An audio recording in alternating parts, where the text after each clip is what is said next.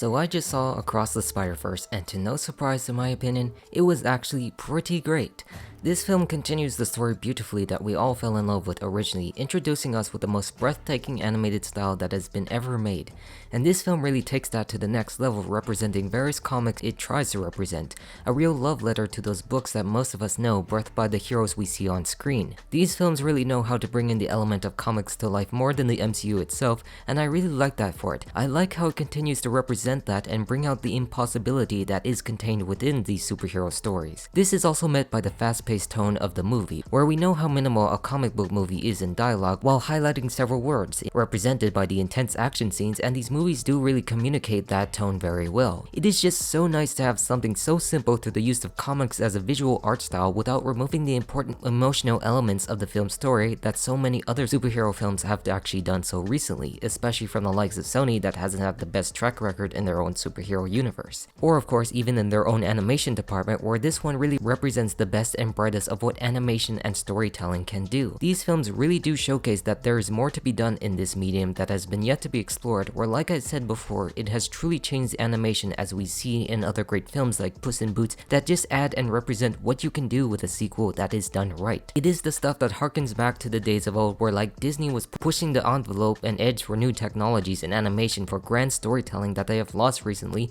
and don't look like fully committing to when films like this are actually taking that very edge. Across the Spider-Verse really shows how much you can do with that edge even further with the concept of the multiverse. How these movies actually prove the concept of the multiverse is really great, and the execution just needs to be delivered well that the mainstream MCU didn't actually do with its poor quality in writing amongst other things. Like this is the movie that what the multiverse of madness should have been, being a multiverse of spider madness, understanding how to communicate that ideal properly with various different characters. I mean, I know I cannot stop praising this, but there's just so many ways that this movie does to bring their characters to life from the perspective of Miles Morales, a diverse character that is done right, where so many other mainstream studios just take that and transform their original characters to fit that message, which fails to do so and represent the characters as is, where this one has a unique version of Spider-Man without replacing what we already know of, and how this is actually translated from the love of the dynamic of Miles and Peter, of that very mentor relationship that further strengthens his journey that is still being shown in this film. And also in this film, I did enjoy spending a bit more time with Miles and his parents that mainly focus on his father and Uncle Aaron in the original, so it was nice to see him put him in a new frame with his responsibilities that he was growing from the first film.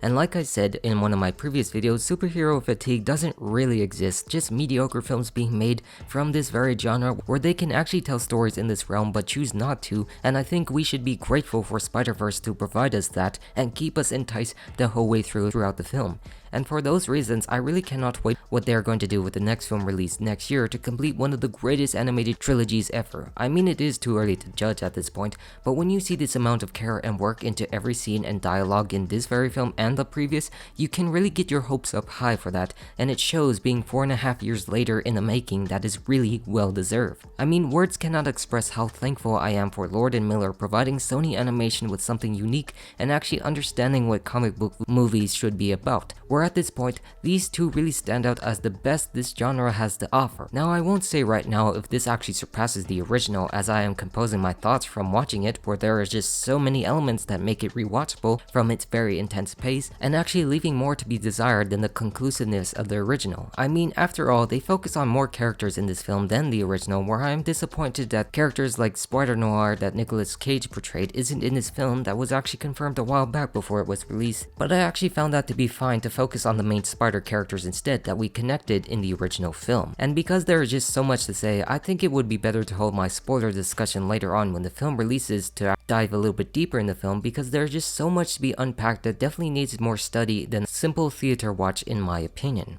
This film just finds so many moments to test Miles and the other characters that you don't know how exactly they are going to solve it. The level of unpredictability that I like in a movie, where I do go expecting the same tropes, especially from the oversaturated comic book movies that we're just so used to seeing now. But even while I mention the intense pace of the movie, they still have some moments that drag out, particularly in the beginning of the film. You know, the type of setup that we had for the Spider people in the original, but it actually feels longer and a little bit more different and dragged out. I mean, I did enjoy the exploration of that side of Miles, Miles, but sometimes it just feels a little bit more unnecessary for the runtime for many of us who have actually watched and already know the story and Miles at this very point in time. But I understand the choice for so many who perceive this to be a greater theatrical success than the original and actually explain that and the characters that you connect with. It's just how this movie just leaves so much to be desired that makes it great in my eyes, that makes me look forward to the next, where you kind of actually did have those emotions in the original because of how great it was to see that, expecting from its success to have a sequel. But then of course in this movie, like I've seen many others online complain about in this ending, it just really does leave you with that cliffhanger with more to be desired, hence why we're going to get a sequel next year, something very quickly compared to the gap we've all had from the first. And you really feel that. You feel that cliffhanger stick with you that makes you want to look forward to it, where you know they have something planned in mind in that regard and now seeing the story unfold